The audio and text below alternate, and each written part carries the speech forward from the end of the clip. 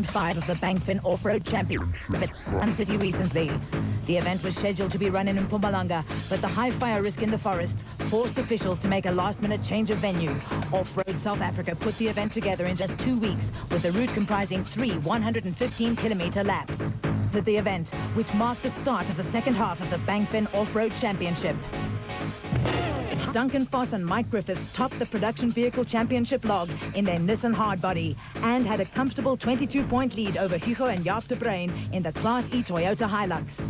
Podium finishes and 2 class wins have seen the former saloon car driver come into his own in a category of racing that only a short while ago was foreign to him. We learned a lot last year, you know, we learned the business of where to go fast, where to go slow, what sort of landmarks to look for, what type of cars are fast, which are slow, where to pass them, and we've improved our car a lot. We've grown with our car. We've learned where its weaknesses are, where we can make it faster, and we've been testing and finding improvements. So we're learning, and we've had a good run up until now, and hopefully we're looking to continue like that for the rest of the season.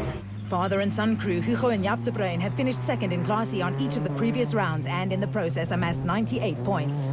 Last 4 events we came every time second, and it's like Manfred said, it's like kissing your sister. So hopefully today will be the day when I can kiss my girlfriend. Neil Woolridge and Kenny Skolthammer have been models of consistency in the Ford Racing Ranger and have moved well clear of their Class T rivals. We certainly haven't accepted the bridesmaids role, that's for sure. We out to win no matter what. But, you know, most important to ourselves and to Ford Motor Company is to win the championship. The battle for Special Vehicle Championship honours is delicately poised, with any one of 8 drivers in with a chance of winning the title. Mr. Consistency, Greg Harvey and Boy Stone have quietly gone about collecting as many points from each event. But overall victory has eluded the Queenstown pair. We're only 3 points ahead of Greg Dowse, but you know, our aim is we're going to just make sure we get finishes, and the pressure's now back on him. So we're going to try. We've won the championship twice before on consistency, so that's what we're going to try and set out, you know, today.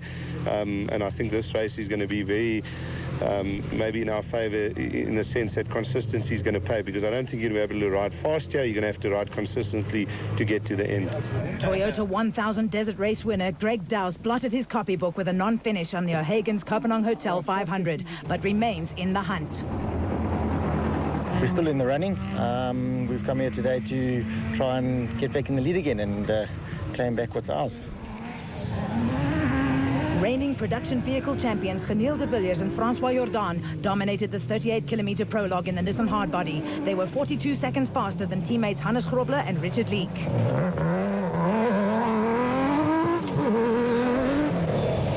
Grobler won the Sun City 400 at this location in his debut off-road race in 1986, and Leek partnered Kasi Kutsia to victory in the Works Toyota Hilux in 1995. Could they do it again? Barbaspan 500 winner Atang Machekenene and Alex Sally posted the identical time to Grobler and Leek in the powerful Sam Racing Jimco. Nashua Mobile Racing pair Greg Dowse and Archie Rutherford had a good run and qualified 4th, just over a minute slower than de Villiers.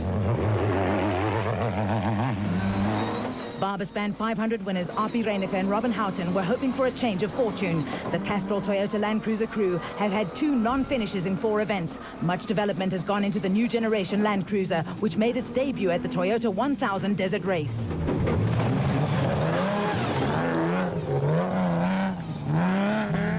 Shamir Varihava made a surprise return to competition in his uncle Sam Muller's Cornbake Foods Jimco and posted the 6th fastest time in the prologue. Woolridge and Skolthammer had a steady run in the Ford Racing Ranger, qualifying 7th, 2 minutes and 19 seconds behind de Villiers. Production Vehicle Championship leaders Foss and Griffiths outperformed the rest of the Class D field and would start 8th in the ultra-reliable Nissan Hardbody, 17 seconds ahead of Mark Corbett and 1 more in the Century Properties Developments Isuzu.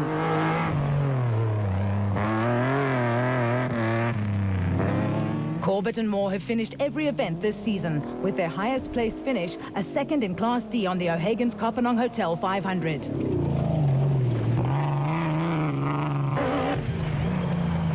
Nissan Sugar Belt 400 winner John Weir-Smith and Jeff Minott picked up power steering problems on the O'Hagan's Kopanong Hotel Super Team Jimco and could only manage to qualify 10th. Terence Marsh and Trevor Ayer had misfiring problems and would start 39th in the Nashua Mobile Jimco. Colin Matthews was the leading Class B qualifier in the industrial hardware off-tracks, almost 2 minutes ahead of his nearest rival Gareth Walk in the O'Hagan's Kopanong Hotel Super Team Mighty Mag. KZN cane farmers Manfred Schroeder and Jack Peckham, who have had 3 consecutive Class E wins in the diesel Ford Racing Ranger, qualified 84 seconds ahead of the next Class E crew.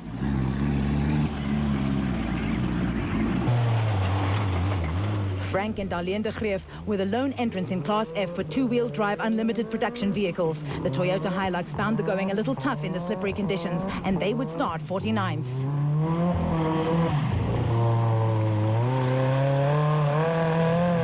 Back at the pits, crews set about cleaning the muddy vehicles and attending to routine maintenance and repairs in preparation for the following day's 345-kilometer route. Skoltama took time out to offer Weir-Smith some advice on curing the Jimco's power steering problems. Just let it, turn it, and then just get the pressure up, and then just... Which way must I turn?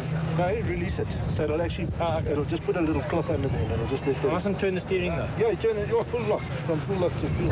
All it'll do is just get the air out, it just pumps it. All was under control in the Nissan pit with technicians checking components. It is slippery, but we started behind the Class A cars, and I think with them going first, they did take off some of the mud that was on top, which made it a bit easier for us. If it doesn't rain tonight, I think it's not going to be so slippery tomorrow, and it would actually be good. Although there might be a bit of dust then, but if we start in the lead, and with us starting in the lead, it'll suit us really.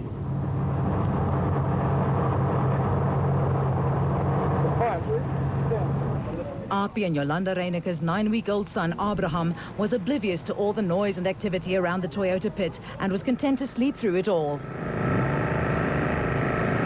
I think if it's raining tomorrow, the Space Fam's definitely going to have a problem.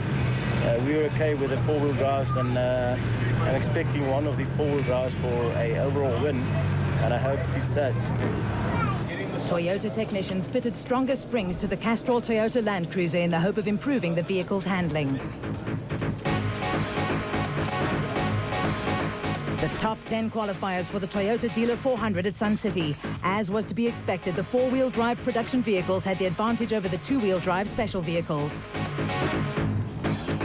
SA Observed Trials champion Brian Kappa provided some spectacular late afternoon entertainment.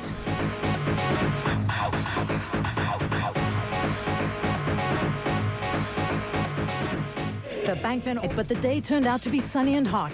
As always, there were last-minute preparations before crews headed off to the ceremonial start within the Sun City complex. I think it's a very interesting race. It's very technical, tight, twisty, a few fast stretches from what I saw in the prologue yesterday. But I strongly believe it will be fun today. Time for the Leake family to bid each farewell. As you know, I think off-road racing's got a lot of luck, you know. Sometimes small little things just keeps you back.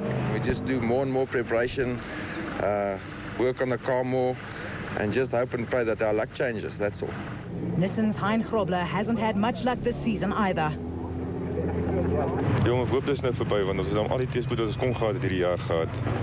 En ek hoop is nou hierdie reis verby dat ons begin iets doen. Iewers kom weer verslag, want dit raak nou, dit breek ons gemoed af, weet jy. Jy voel na 'n negatief, jy voel na jy kan dit nie meer doen nie. Ek glo dan vir hierdie reis gaan dit beter gaan. The start of the Toyota Dealer 400, round 5 of the Bankfin Off-Road Championship.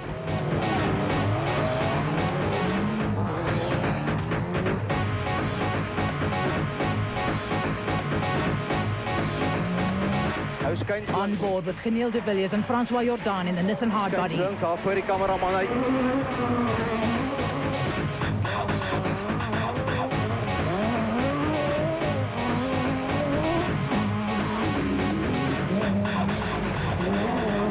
Grobler and Leake and Machigenene and Sally started on the same second, but the four-wheel drive Nissan clearly had the edge over the two-wheel drive Jimco in the wet and slippery conditions. Not having a windscreen also handicapped the special vehicle pair.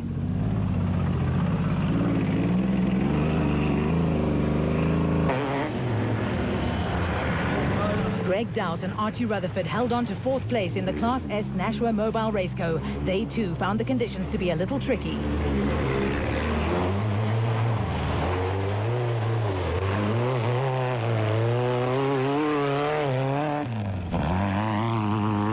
On board with Api Reyneke and Robin Houghton in the Castrol Toyota Land Cruiser.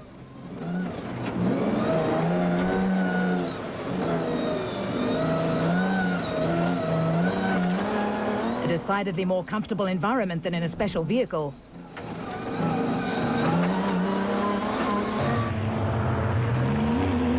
Woolridge and Skolthammer were locked in an early battle with Shamir Varihava and Zayn Moolah, but a sneaky move on the part of the Ford driver saw Varihava drop 1 place down the field.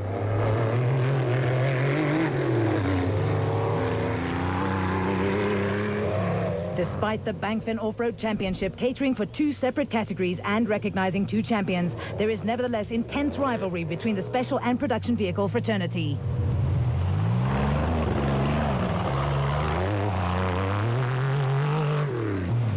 Former Bankfin touring car driver Duncan Foss was in a class all of his own and clearly the man to beat in the highly competitive Class D.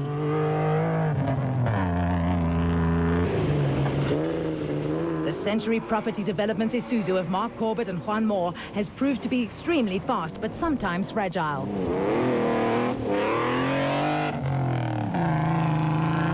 Petty Class B leader Colin Matthews in the industrial hardware off-tracks, who not only had to drive an open cockpit vehicle, but also had to do his own route finding. The Toyota Dealer 400 was only his 4th competition appearance.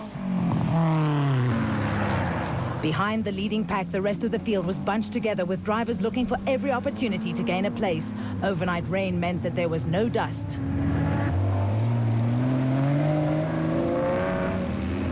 Paolo Piazzamuso in the O'Hagan's Kopanang Hotel Super Team Jeep started 17th and had Carlos de Abrio in his sights. Another sneaky move and another place gained.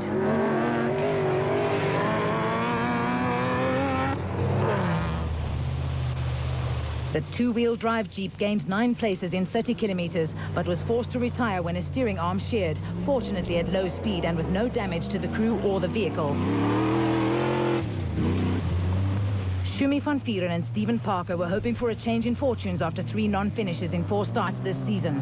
So too were Carlos de Abrio and Steve Cooper. Manfred Schroeder and Jack Peckham were looking for their 4th consecutive Class E win in the Ford Racing Ranger.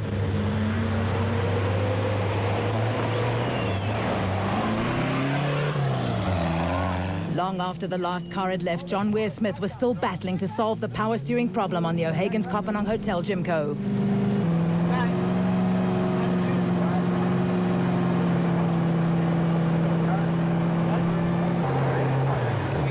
Get inside.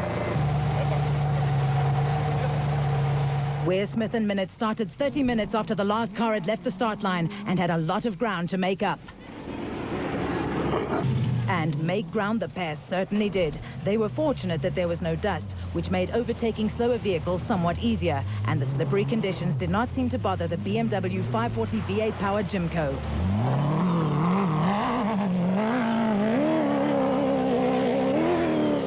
Another casualty in the O'Hagan's Kopanang Hotel Super Team camp, this time Gareth Walk in the Mighty Mag, who ended up in a donga.